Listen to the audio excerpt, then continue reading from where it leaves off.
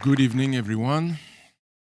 My name is Denis Villeneuve. I'm a filmmaker, and I'll have the privilege and the honor to have a brief conversation with one of the greatest filmmakers of our time, the director of Ferrari. Please welcome Michael Mann.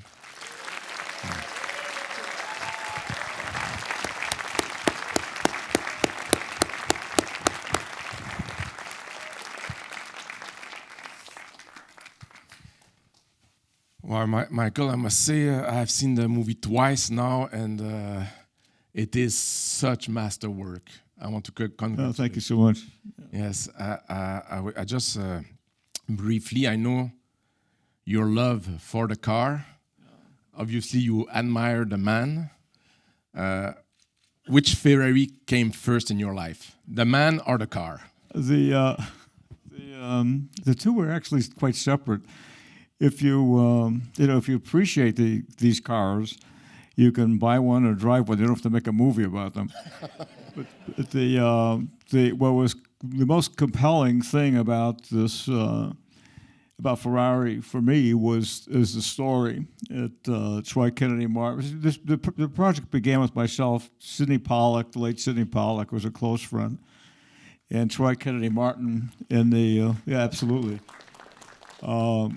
And Sidney's influence is felt in this with the romanticism and the passion. And the three of us in the 90s, middle 90s, as we first began this, and then it was a torturous road to to production, trying many times to pull it to make the film happen, and now it's finally has. But it's really the kind of opportunistic. From a narrative sense, fact that in those 3 months of his life, all these emotional and melodramatic dynamics come into play in this kind of crucible, and that enabled us, building a narrative, to dive into the kind of inner life of these people, and that's the real heart of it that would keep me attached when I decided, should I abandon this after the next failed attempt to try to get it mounted, then I would get all the way to maybe page 2 and be completely, locked into it again. So it's really the inner life of the people that is the core of it. Yeah, it's a really passion project of yours, because you are carrying this movie since something like 30 years, I think. 30, yeah. Yeah, wow. It's like the thing is that one thing I love, one of many things, but one thing I was impressed by your work is how you find an equilibrium between deep intimacy and masterful action sequence. And again, here, I found that beautiful balance. Can you talk about how you the whole idea of having these somewhat stately and also monochromatic scenes in which the drama plays out between these fascinating characters. And by monochromatic, I don't mean black and white. I mean like the colors of Enzo's bedroom or Laura's bedroom, where everything is a burnt umber. And the setting up of the conflicts, what's going to happen with the potential resolution of the Mille Miglia, of the race, and then countering that with the experience of being in the cars as kind of the savage primary red driving of the cars, which had to be. We could shoot cars a number of different ways. I wasn't interested in observing them with long lenses and rather I wanted to bring the audience in the car and have that experience of the agitation of what it is when you're on the absolute edge of adhesion. So that presented a kind of a narrative counterpoint. Absolutely. We'll get back to the cars later, but it's not very often that you have the chance to talk to one of your hero, one of your master, and director to director. All right. Sexuality. There's something about the way you approach intimacy between men and women that I feel is not voyeuristic. It's very precise. It's very sensual. You capture something so unique, and so it's pure intimacy. and I don't know how you prepare with your actors to go that close. It starts with what I want to do. And what I wanted to do was if possible, bring you into the inner life of the characters. And that's also the attraction of this material of Enzo and the story that kept me in it, in the sense that it's the wonderful duality, the counterpoint within Enzo of 2 or 3 different kind of personalities, and the duality and the contradiction of their relationship with Lara, where they can't be apart and they can't be together, where there's this hostility and there's a conjugal partnership, and it probably resonated with the sense of this is what life is like. That was the other big hook, because contradictions between characters or within characters resolve only in movies. In real life, they don't. In real life, you take your contradictions to the grave, okay? And this story was able to be structured and have a conclusion, and still the characters are unresolved, and they continue unresolved, for a long time.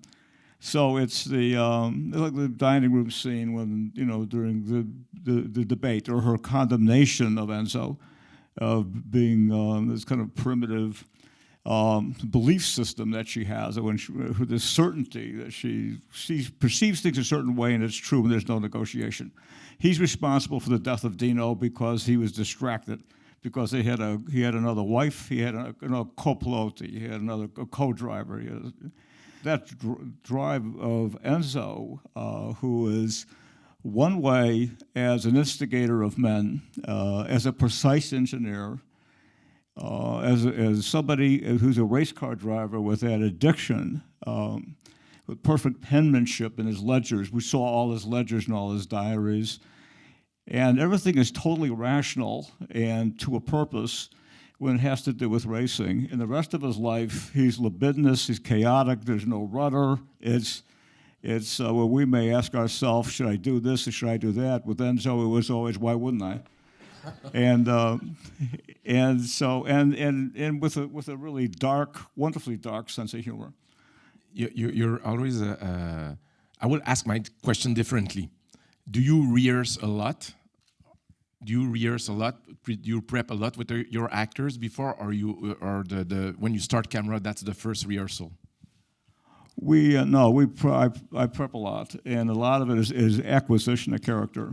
In for Adam, it's quite a journey to not just be Italian but be Italian from Modena, to have that attitude, to be in 1957, but even more so to really have to start. We started by building the core of Enzo. The core of Enzo is a young man who's probably 19 years old in 1918. He's sitting on a park bench in the rain, having just been turned down by Fiat for a job. His father died a year ago. His brother died a year ago. He's bereft. And he asked himself one question: who shall I be in this world? Which is a terribly romantic notion. The romance is that he can transcend his conditions, his objective reality, and make himself into anybody he wants to make himself into. And that's seemingly impossible given the static class hierarchies of Italy in that period. And what he decides he wants to be, first was an opera singer, but he couldn't sing very well. Then from there he decided, I want to be a race car driver, because there was nothing more romantic in 1920 than being a race car driver. It's like, I want to be an astronaut in 1970, right? And then he pursues that and becomes a race car driver in the 20s, and gets that, what he called my terrible joy, our dangerous passion, this addiction to the ecstasy of when everything's harmonic and it's really working in a car. The guy who called it an ecstasy is Jean Bérat, who drove the Maserati in the first time trial when we intercut with the church. And when he left the track in real life, the Autodromo, he stopped at the Stranguolini chicane and watched Castellotti and witnessed the accident in which Castellotti is killed. and wrote a paragraph about it, and used that term about this addiction. But anyway, but that's, that romantic drive at the core of somebody who then strategizes, wears sunglasses to maintain his mystique, always conducts himself with this defensive attitude that no matter how successful something is, tragedy, defeat, a competitor is right around the corner. So some of that, acquiring that, was probably the core. That's where we began. And then, along with spending a lot of time with Piero Ferrari. I've known Piero Ferrari for 20 years. And being in the study in that apartment that Enzo and Lara occupied, which is unchanged since Enzo died, and discovering when we were there with Piero that there was a briefcase that said EF on it. And I asked Piero, well, whose is this? This is my father's. I said, well, what's inside? He said, I don't know. I never opened it. And we, opened it, and you would explore his life and where did he sleep, what the pajamas he wore. I mean, all the things that we typically do with, when you're really trying to understand somebody. And then the key to it, I could go on for a long time, which I won't, but the key to it was also racing. And understanding what a Lampredi V12 engine looks like from the inside, which is, if you imagine, it's like being an electron microscope inside of a Rolex. It's like a beautiful watch. And but it's a lot of stuff. And just similar with, with Penelope. I was about to say, because I think that it's like, in my humble opinion, probably the best of Adam Driver that we've seen on screen ever. It's a fantastic performance. But same for Penélope. Penélope, can you talk a bit about your work with Penélope? We were on a Zoom. I was interested in talking to her about being Lara Ferrari. And we got on the Zoom, and about 4 minutes into the conversation, I said, okay, she's Lara Ferrari. And I said, don't say anything. You reserve your judgment because this must be a spontaneous impulse that you have, and you may want to rethink it, and et cetera. And I lasted about another 6 minutes, and then I said, you're Lara Ferrari, let's go do this. The qualities of that kind of, an almost kind of visceral certainty that Penelope has, and a kind of a reverence. Yeah, she can shoot at you. You believe that? Yeah, she believes it. And one of the most interesting things we did is the building that you see that Enzo walks into is the Ferrari house, and the Storky Opera really is next door. The mausoleum, it really is the family mausoleum. The barbershop, which is around the corner, is the barbershop. And so when Adam is sitting in the chair, that's the chair Enzo was in. He's being shaved by the son of the barber who shaved Enzo. I mean, it's all pyramidal. So we walked into the bedroom that Lara lived the last 2 years as an invalid, the last 2 years of her life. And we walked in, and there was this bizarre wallpaper. And we duplicated it in the film. And for Penelope and I, knowing a lot about her by that point, it just took our breath away. Because it was as if she had decorated this room, the curtains, the walls, everything was the same fabric. And it was as if this was something vivacious from her past, because when Enzo met her in 1921 or 22, she was a cabaret singer in Turin, and he called her La Donna Buffa, which means a card. And she was extroverted, she was vivacious, she was fun to be with. And the core of that woman was still there, and it kind of manifested itself in this wallpaper. So it was, but then I discovered that her doctor was still alive, and her doctor had very affectionate letters, almost love letters, that Enzo was sending her in the middle 70s. This is when they were completely estranged, and they're still corresponding very romantically, even though they're totally estranged. And through that, we really got a sense of this bond, and that's what I mean about the contradictions, about they couldn't be apart, they couldn't be together. 4 years after these events of 57, so 1961, this absolutely stellar group of engineers from the factory all come into Enzo's office and say, we have to ask you, come into Torre, we have to ask you to do us a favor, and you have to keep Lara out of the factory because she's interfering with this and she's interfering with that. And at the time, Enzo and Lara were going through another rough patch. She had slipped and fallen into a canal, and somebody saved her, and then called Enzo and said, I just, pull Lara's in the canal, and he said, why did you pull her out? This was in that same year, when this whole staff of engineers shows up, he said, they say, Enzo says to her, what? Or we may consider other employment opportunities. He fires his entire engineering staff out of solidarity with Lara. I mean, so there was this conjugal partnership between them that you can't really define, but it was so fascinating to deal in the counterpoint of these relationships and these people. It's romanticism, again, romanticism. Very romantic. It's definitely operatic. Yes. Talking about opera, there's like a scene, a montage, where we go from the opera to the characters who have memories of the past. So for you, art and nostalgia are very linked like that. Art and nostalgia. Maybe I mispronounced. My English is very bad. Okay. Well, between my hearing and your accent, we'll make a great double act. That aria in Traviata is about a man who's in love with a woman, and his father talks him into abandoning the woman because she's too lower class and not right for him, and he does so. And now she's sick and she's ill, and he realizes his mistake, and he goes to her and tells her, I realized my mistake. Our life will be terrific. We'll go to Paris. You'll recover, and everything will be fine. And of course, she doesn't, and she dies. And the point is that that things are out of sync, just the way they are out of sync in life. So it had a certain parallel to what, to what we did.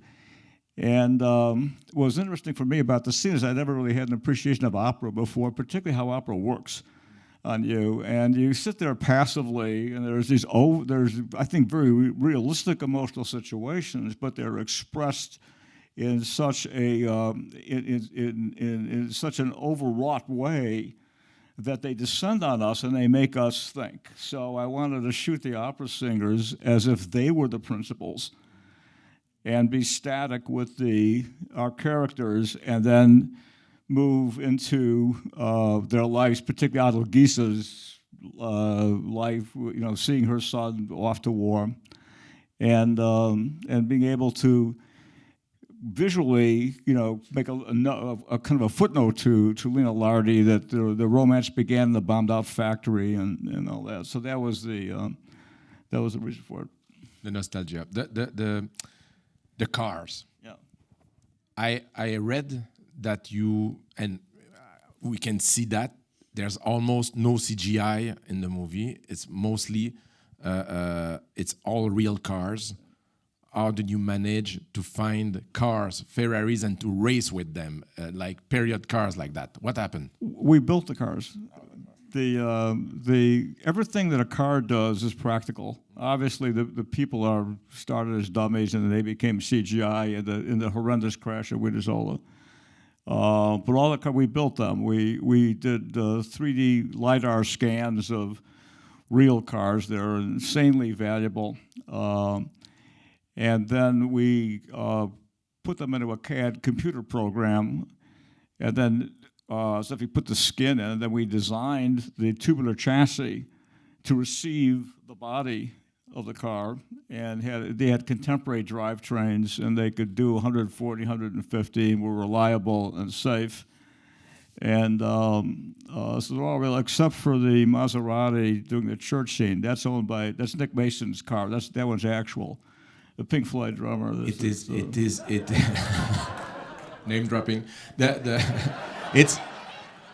It is by far one of the, if not the most impressive shots of car racing that I've seen in cinema since a very, very, very long time. If not, thank you. It's really impressive, Michael.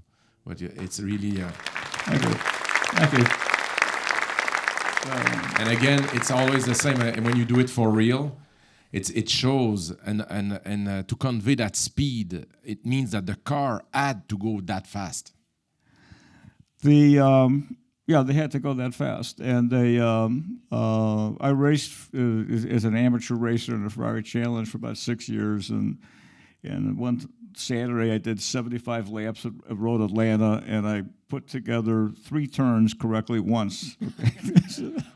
But having the kind of imagination that actors and directors have to have, I can imagine what it might be like if you do this routinely, and there was that organic, unified sense of myself and the car we're all one organism, and I'm thinking a thing and it's happening, and we are out at the absolute edge of adhesion. So, the unifying high that you get from that is quite extraordinary, and that's the what I was talking about when he says our terrible joy or dangerous passion. So.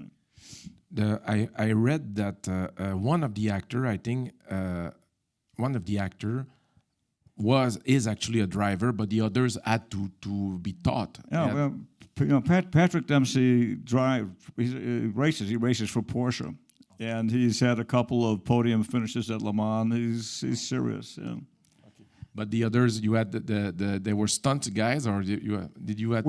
Everybody trained driving, and so particularly Adam. But everybody trained to drive, and then they did drive depending on what the circumstances was. And we also had stunt drivers. There was we talked about Woodley. There was a interesting anecdote. I wanted to go out to the actual site of Woodley where that horrendous crash happened, and we did, and it was exactly as depicted in the film. It's a straight road with a farmhouse and neighboring farmhouses. And as we were there, an elderly gentleman came out of the house with a cane, and he asked what we were doing in Italian. And we translated, and he said, "Oh, I was there." And he said that they were having a Sunday dinner at 3, 4 o'clock. The first cars were coming through because Woodley is 20 minutes from the end of the race in Russia.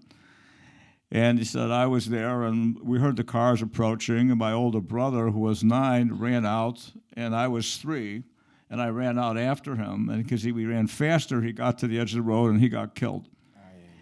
And that's where the scene comes from. So this old man was the 3-year-old toddler who was running out. So there was something so Italian about the nature of pedestrians wanting to be as close to the car as possible. And the cars made a lot of power. Obviously, the technology, and Ferraris were engineered better than other cars at the time, but the technology wasn't there in terms of the braking and the safety features. Actually, the Enzo's spring team, by the end of 1958, half of them were dead. Collins died in 58. Hawthorne got killed in a road accident in 58. Yeah. I need to talk about Eric Messerschmitt, the DP, your cinematographer. Yeah, Eric Messerschmitt is his name. I was interested in Eric from seeing Mank, which he did, and I could tell that it was a tremendous facility with lighting. What I look for in a DP is a lighting cameraman in the European sense, somebody who, ideally a Storaro or somebody, and I saw this facility, and then I talked with Eric. He mentioned that he had been a gaffer.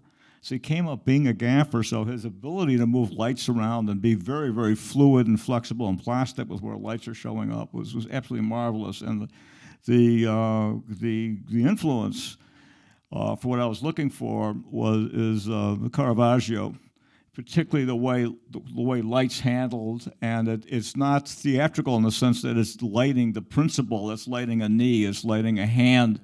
So it's like you light the space, and then the actor moves through it. And so it was very much that sense of lighting that I wanted. And Eric was marvelous. I should also mention Pietro Scalia, whose editing, I think, is quite terrific. The dining room scene was edited in October. I think I made a couple of changes towards the end of October of last year. And I haven't touched it since, but it's really masterful. So. I absolutely agree. Let's talk about the sound, because I think you were able to create a Doppler effect in the theater. You know, it's quite impressive the way you use surrounds. Yeah. Usually, I hate surrounds, but in your movie, I think it's masterful. Yeah. We did the equivalent of race car ADR, in the sense that our cars that we built, and Neil Layton built the cars, by the way, who also built the Batmobile in the UK, who's fantastic, and but they were twin turbo 4-cylinder engines, and they sounded good, but they weren't anything like the Ferraris. And so we'd always plan to take full competition V12s from that period, from 56 to 62, and go back and duplicate the surroundings. So when the cars are racing through the narrow streets of Ravenna, we duplicated that in a railroad tunnel in the UK with a 250 full competition V12, because there was a sound that to the ear is dangerous, it's exciting, it's powerful, it's scary sometimes. Sexy. You can't. Sound design isn't going to do it. You have to go. We put like 8-9 microphones all over one of these cars, and we would duplicate that. Yeah, it's almost the sound of the Ferraris are almost a character in the movie. Yeah, it's like it's very impressive. And can you talk a little bit about music as well? Because it's always like, it sounds almost like war music at some moment. There's like a pressure, like on the characters, operatic war music. The music is actually a little bit handled differently than I've handled music in the past, which is interesting for me, and it immerses within the kind of dramatic envelope. It isn't in conjunction with it. And Daniel Pemberton did a brilliant job, I thought, in making a lot of these scenes come alive. And I loved some of the ballads, Italian ballads that we found from the period. Michael, I could keep talking with you all night, but I think we are hungry. So thank you very much. Thank you. It was an honor.